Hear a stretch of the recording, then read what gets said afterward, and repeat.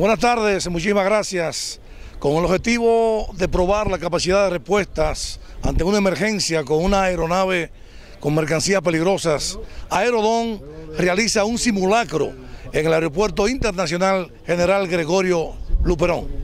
Con este ejercicio, Aeropuertos Dominicanos Siglo XXI Aerodón da continuidad a la evaluación del plan de contingencia para emergencias con mercancías peligrosas en los aeropuertos bajo su cargo.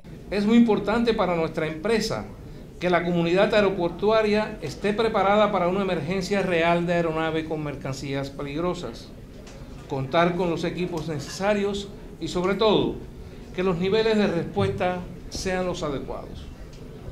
Los resultados de este primer ejercicio serán revisados por los evaluadores, de quienes recibiremos retroalimentación para aplicarla en cada caso. Durante el simulacro realizado en estricto cumplimiento con las normas de la Organización de Aviación Civil Internacional OASI, el Instituto Dominicano de Aviación Civil IDAT, participaron el Cuerpo Especializado de Seguridad Aeroportuaria y de la Aviación Civil CETSA, el Departamento Aeroportuario y el Cuerpo Especializado en Seguridad Turística CESTUR.